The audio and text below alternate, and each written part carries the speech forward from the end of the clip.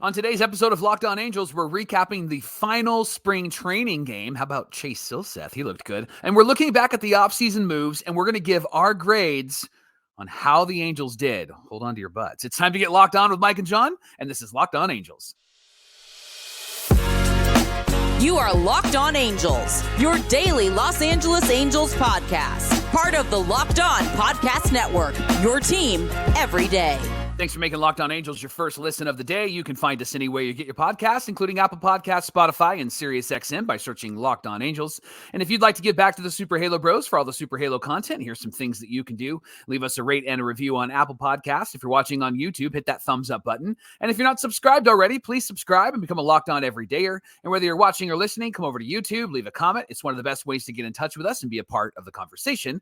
And today's episode is brought to you by Game Time. Download the Game Time app, create an account, and use our promo code Locked On for $20 off your first purchase. Thank you for being here for this episode of Locked On Angels, where it's your team every day. You've got the Frisch Brothers here with you, aka the Super Halo Bros. My name is John, and that's my brother Mike. And my name is Mike, and that's my brother John. Mike, it's our third season here at Locked On Angels. We're heading into 2024 on Thursday. Hopefully, if the rain is not going to be a factor. Stay away. Rain, go away. Game. Rain, go away. We want our opening day. How about that? Yes. Listen, we're here 5 days a week, all the way through the season, Monday through Friday, talking Angels baseball with you. On today's show, we're talking through all the moves that the Angels made this offseason and giving you our grade on how we would grade the Angels offseason. So we're going to get into all of that. But Mike, let's talk about the final stop of the Freeway series and spring training last night. The Angels walk it off, win it 4-3. That was a fun one. Yeah, it was. It was great to take 2 out of 3 from the Dodgers. I know it's spring training, but I think the Angels really held their own. Before we get to the details, John, Shohei Ohtani comes up to the plate and a video starts playing to honor him for his Angels career and MVP. And Ohtani's like, what's happening? How come I'm not hitting? Calls timeout because he didn't want the pitch clock to go down. I love that the guy is just so humble that he's like, what are we doing? What's happening here? Right. Yeah. And I thought it was great that the Angels did that. The crowd responded to him really well. There were some boo birds that came out in the second inning, but that's what you do with Dodgers at Angel Stadium. You have to boo them, right? That one felt more playful. Not like, of course. Right. Yeah. Not hateful, very playful. John, I was really impressed with Chase Silseth. Yes. 5 innings, 2 earned, solo home runs, 93 pitches, 10 Ks, no walks, John. Mike, you were impressed with Chase Silseth. Where did you see the highlights? Where did you see the 10 strikeouts that he got? I didn't see that anywhere on Twitter. All I saw was back-to-back home runs from Freddie Freeman and Will Smith off of Chase. That's weird. Huh, did he have a good outing? I wouldn't have known just by being on Twitter yesterday. Right. Yeah. This young pitcher in the Angels organization, because the Angels don't have any good pitchers and any good prospects, looked fantastic. He struck out Ohtani twice in this game, and he struck out the side twice in this game. John, I was really impressed with him. There is a stat where he gets to 50 pitches, and then all of the offensive stats, they grow. So he's going to have to work on that. However, I thought he really rebounded well last night after giving up those 2 solo home runs, and to go 5 innings and throw 93 pitches is exactly what you would want from a young starter learning how to be a starter in the major leagues, and for your 5th starter, which it looks like Silseth will be that guy. So This is what you want. And if he can pitch like this, that's fantastic. I was really impressed with him last night. I already saw the comment of, well, we want him to get into the 6th or 7th, 96 pitches, or 93 pitches. That's just way too many. It's the Dodgers. They're going to win 150 games this season. And he got through Mookie Betts, Shohei Ohtani, and Freddie Freeman twice. Yep. You know, I know he gave up the solo to Freeman and Will Smith, but Mike, good grief. Like, let's cool our jets a little bit on a guy who's 23 and it will be the 5th starter in this rotation. Right. Like this is a major league lineup that he's carving through with 10 strikeouts. And our commentary is anybody else, it would, and any other team, it would have been, wow, that's super impressive for that Yankee rookie who went out there or that Yankee young starter or that Dodger young starter. The narrative would have been completely different. And I think that this is just like, you have to have reasonable expectations for these guys. And this is a tough lineup. And we saw how difficult they are when Griffin Canning kind of fell apart in that 1 inning in the first game.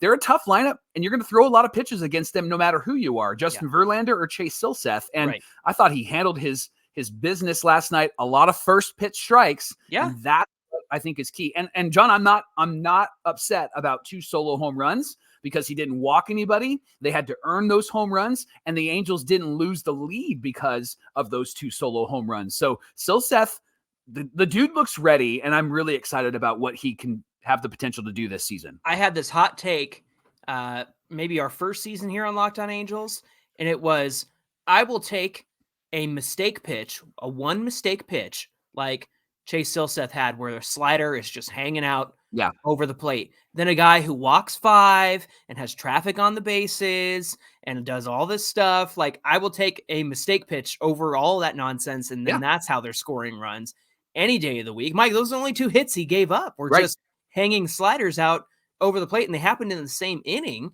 and they were back-to-back. So, it was a mechanical issue. It was a delivery issue. And, he had a conversation when he went back into the dugout and came back out, finished the game. They solved it?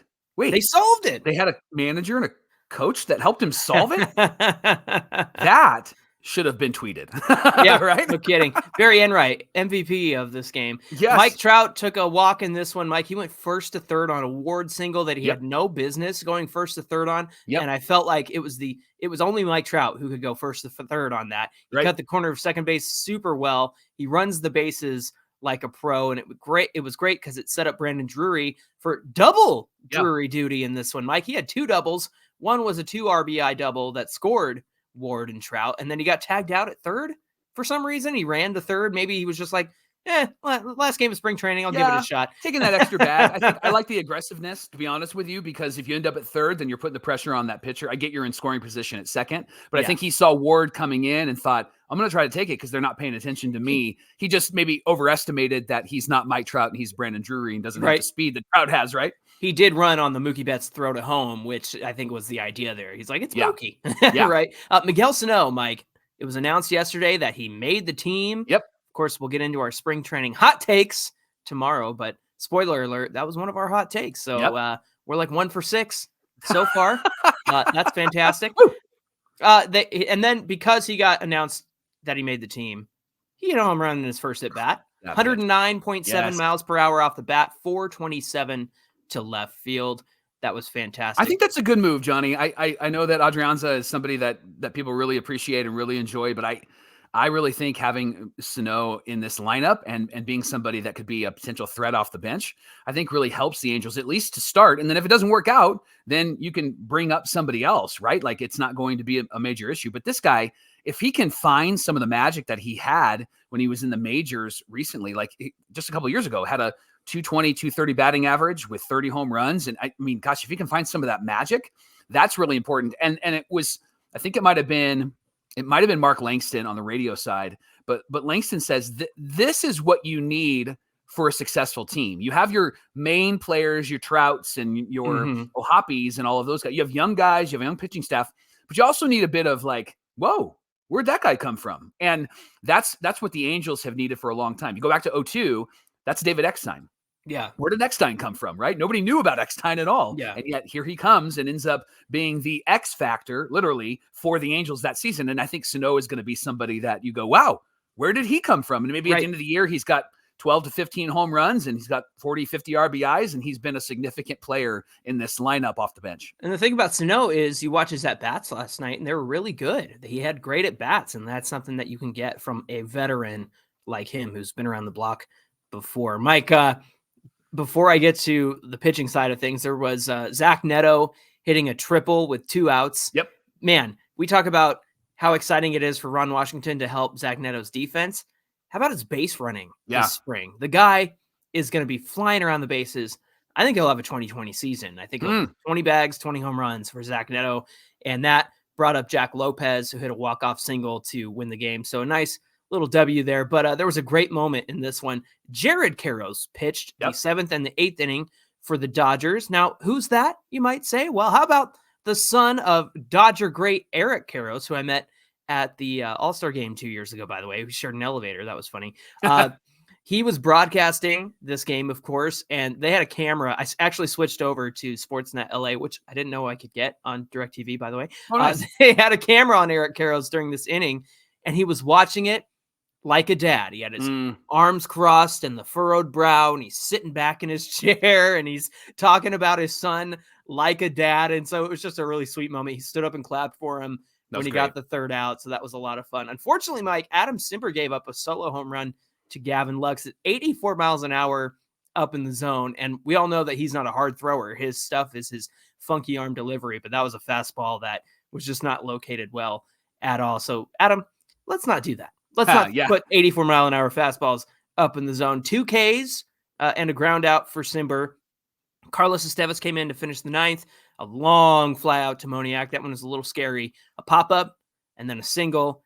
And then he got the strikeout to finish the Angels side of the pitching. Mike, 16 strikeouts for Angels pitching in this one. Of course, 10 of those went to Chase Silseth.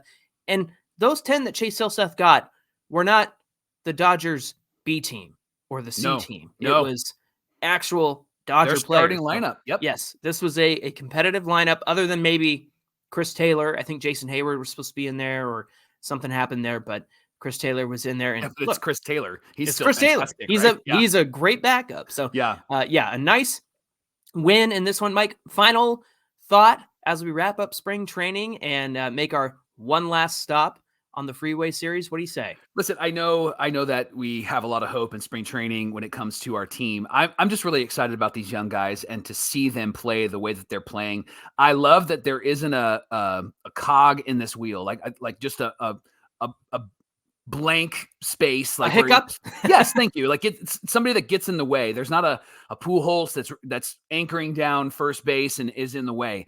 I like the flexibility of this roster. I like the flexibility of these young guys. Sure, would have been nice to go and add to this team, but I think that we're going to find out that this team is pretty good, and I think that they're going to be pretty competitive this season. Now, playoffs and getting near that, I don't think so, but I could see them getting at least to 500. And I think the starting rotation is going to really prove something this year as well. I think what we saw last night from Silseth and then also from Reed Detmers against the Dodgers A team is something that I'm really excited to see in this season. So let's go, man. And if we can at least finish 500 in every month, I'd be really excited about that season because it would be a huge step forward and a great improvement for these Angels. Some incentive to add the right pieces next year to go around what you already have too. Hey, thanks for making Locked On Angels your first listen every single day. Coming up, we're going to share our off-season grades and give you all the moves the Angels made this off-season. So stick around for that. What grade are Mike and I going to give these Halos and their job in the off-season? We'll talk about that coming right up. Today's show is brought to you by Prize Picks. It's the largest daily fantasy sports platform in North America, and they're the easiest and most exciting way to play daily fantasy sports.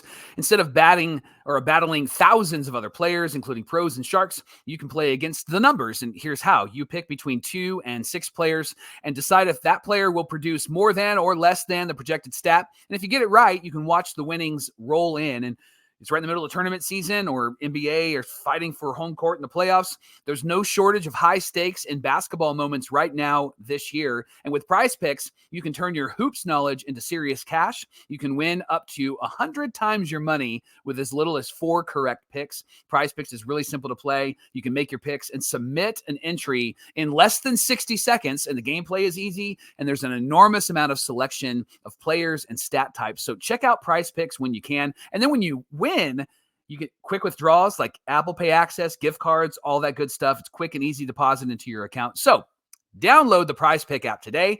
Use our promo code LOCKEDONMLB for a first deposit match of up to $100.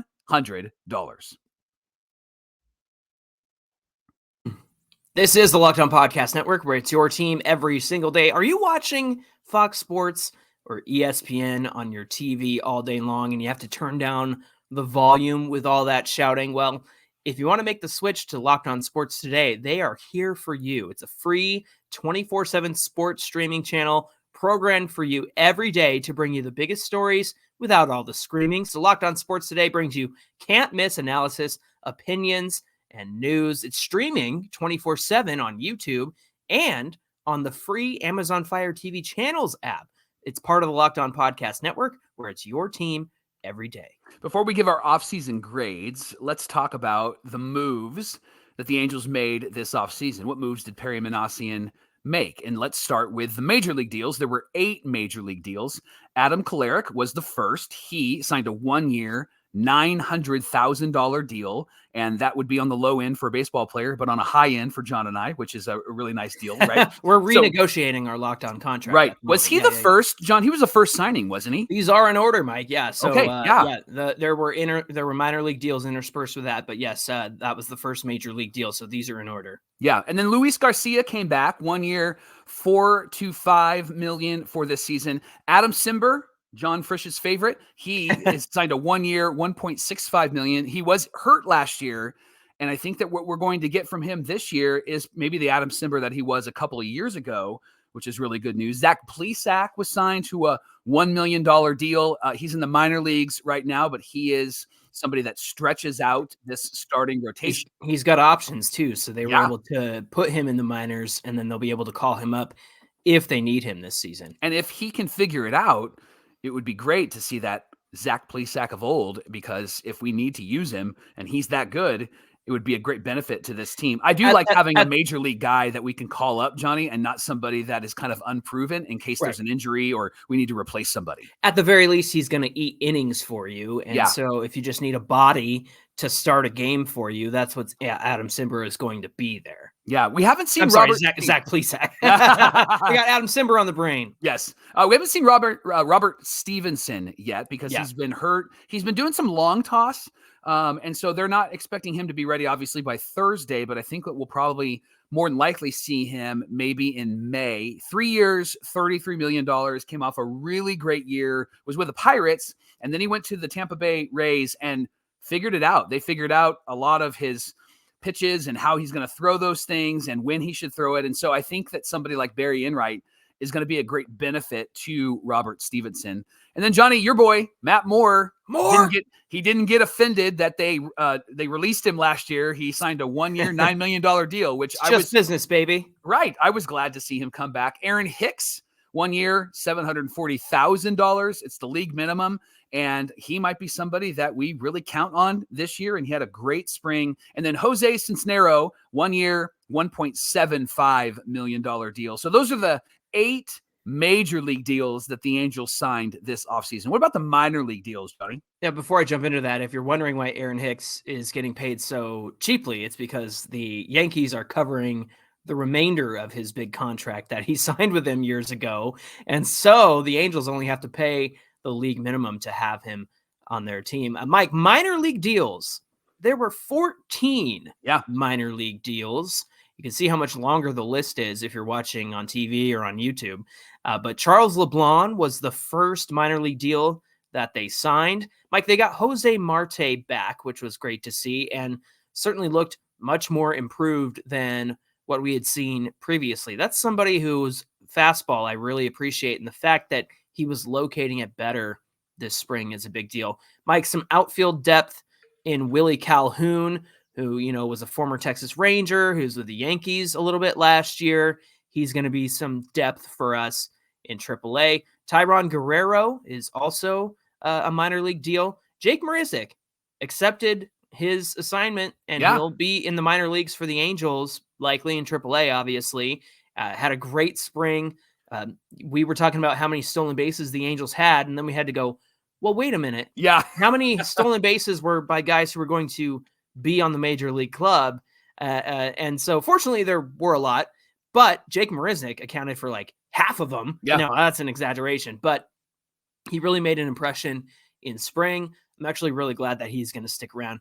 Francisco Mejia was brought in as a catcher. He got into one game and then they released him. Yeah. And so we were all kind of joking, like, did he say something? Did he do something they didn't like? What happened? Afterwards, they said that they just wanted to give him a chance to find a major league deal, so that's why they let him go. Mike, they brought back Chad Wallach, always a fantastic third option as a catcher, and has some clutch moments sometimes, doesn't he? Like when the moment's real big for Chad Wallach, he really seems to come through. Mike, Richie Martin was signed as an infielder, but he was also released. They held on to Hunter Dozier, who can play first and third, former Royals great. Miguel Sanó, obviously, who's making the team with the Halos, a minor league deal. Caleb Hamilton is a backup catcher. Drew Pomeranz is somebody that I wanted to see in the bullpen because he's another lefty. he actually was granted his release so that he can go seek a major league deal. Aire Adrianza, who was kind of in the running for that last spot, looks like he won't be making this team, but good AAA depth. And then finally, Mike, Hunter Strickland. And the latest news here is it looks like Guillermo Zuniga is going to be the one that they get for the bullpen, but I think things are still kind of shaken out as of this recording. But that was a cash considerations trade with the Cardinals. And then they also were able to bring in Evan White and Tyler Thomas with the trade of Max Stassi and David Fletcher. So that was another trade that they made as well. But Mike, the fact that they had 8 major league deals, 14 minor league deals, 22 in total, is that aggressive enough? Is that the aggression that Perry Minasian was talking about? Is that what you expected when he said we're going to be aggressive? No, I didn't expect it at all. Aggression in my mind would have been that they would have added in a significant way to the major league roster. I like the aggressiveness in trying to fill the gaps in the bullpen. Although I think that there were some other options that they could have filled the gaps. Not that I don't like any of the guys that we have. I think that they all are great guys, but here's the dilemma that these guys have to like return to form, or they have to stay healthy in order to be what they were. There's not like a guarantee, like, oh, they had a really great year, 4 years, 5 years in a row. And so I wonder if this is kind of some PTSD on Perry Minasian's part. Like, hey, I signed 2 really good bullpen guys a couple of years ago and they just failed on me. And so is he shooting low and then reaping the high rewards? It felt like that with the decisions that he made with the bullpen specifically this offseason. Yeah, it's almost like he's picking up all the, Lego pieces off the floor and seeing which ones he doesn't drop. And the ones he doesn't drop are the ones that might actually be something. So yeah, it felt like he was really trying to get as much as he could with as little as possible. So we'll see how it goes, and we'll give you our opinions on the offseason moves here in just a minute. I'm picturing Perry Minasian carrying around Legos now. Hey, Locked On Angels is brought to you by Game Time. Game Time is the only ticketing app that gives you complete peace of mind with your purchase. You can see the view from your seats before you buy it, so you know exactly what to expect when you arrive. They have all-in pricing, which shows your total right up front, so there's no surprises, and you can buy tickets in a matter of seconds, literally 2 taps. And you're set. They're obsessed with finding ways to save you money on tickets. They have deals right up until the start of the event, sometimes even an hour after it starts. They have exclusive flash deals on all sorts of events, sponsored deals on tickets like football, baseball, basketball, concerts, comedy, so much more. Zone deals where you pick the section and Game Time picks the seats for an average savings of 18%. And Game Time Guarantee is one of the best things that they do. They will help you find better seats. So if you find tickets in the same section and same row for less, they're going to credit you 110% of the difference. So take the guesswork out of buying tickets like Johnny did. You used the Game Time app and you took the guesswork out, right? That's right. How's this for opening day, Mike? We have a brand new code for Game Time.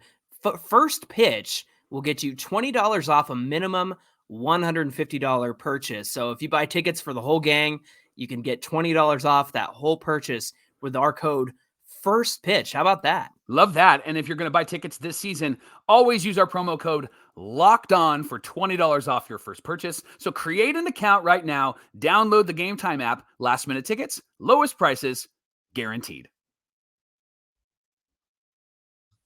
Mike, it's grading time. Something I haven't done since I was a high school English teacher. You're going to need therapy after this?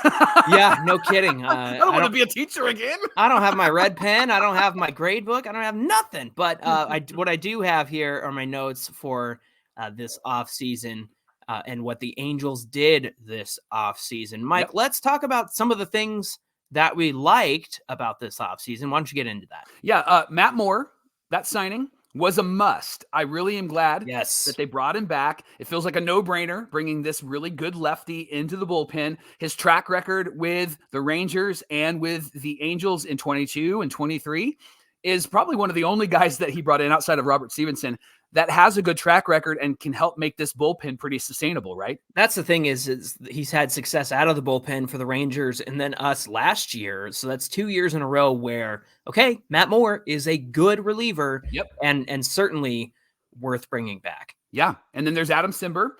He's betting on being healthy because his health was not great last year. It seems like he's on a trajectory to be better. He's been healthy this spring, and he's had some excellent numbers outside of that home run he gave up last night, which was a mistake. He recovered really well, though, with a couple strikeouts, and I think it was a fly out or ground out. So Adam Simber is a guy that we're going to be counting on in the bullpen this year. I looked at his metrics before or right after we signed him. I like what he brings to the table, Mike. And honestly, I bought in early on him, and I think that health is going to be the key for him. And he just had a bad season because he wasn't healthy with the shoulder issues. Yep. Tell us about Robert Stevenson.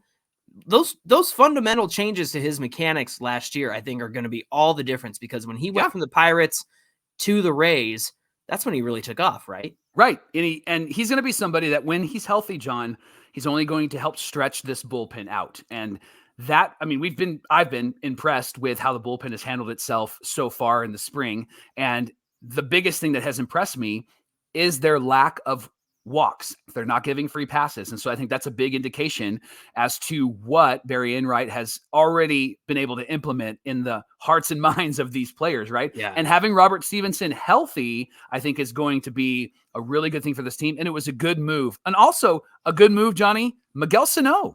Yeah. Having him come in, right? Talk about Miguel Sanó. Yeah, I think that the Angels really bought into the changes that he's made. I loved last night on the broadcast, Mark Gubicza said something like, he thanked his sister, who's also his fitness trainer and nutritionist.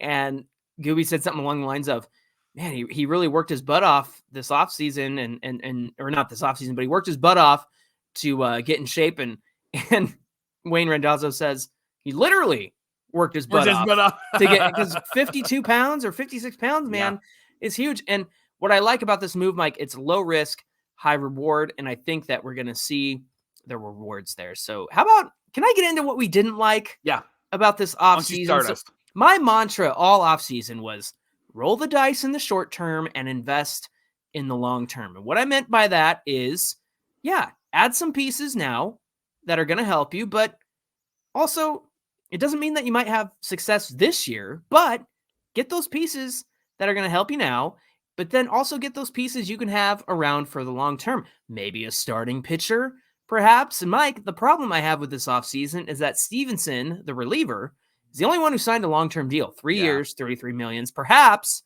investing in the long term is a different definition than what I had, because perhaps it's giving the young players a shot. Maybe that's the Angels' way of investing in the long term, but I don't think that should preclude you from signing a long-term piece like Montgomery, who just signed with the Diamondbacks. They're going to be an insanely good team this year. Cody Bellinger, Blake Snell. And maybe it was Boris's fault that none of those guys ended up with us, because I know that they were wanting a ton of money and now they're all kind of on short-term deals with, pretty good AAVs and whatnot. But going back to my point before, we're going to be aggressive. 14 minor league deals. That's aggressive. That's certainly aggressive, but I don't think that's what the Angels meant, Mike. I don't think the Angels meant that, we're going to be aggressive and sign a ton of minor leaguers and minor league deals this season. However, there's some good depth in those minor league deals. Marisnick, Sanó, Chad Wallach is back, Adrianza. And what I like about that depth is that it doesn't compromise giving the young guys a chance. And so to me, I think that when you have a guy like Marisnick waiting in the wings, it's because Moniak couldn't play, or Adele couldn't play, or Taylor Ward, or what have you. And so I think what I like about the depth is that it doesn't compromise who gets to play this season. Yeah, right. And then there's obviously the conversation about, do we need some starters? What are we going to do with those starters? Maybe some hitters, maybe.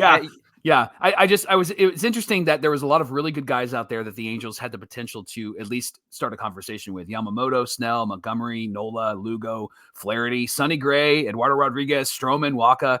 And the reason why we name all of those guys is because it wasn't just A tier guys. There were B tier and C tier, and then same thing with bats. There were some guys out there that they could have at least considered.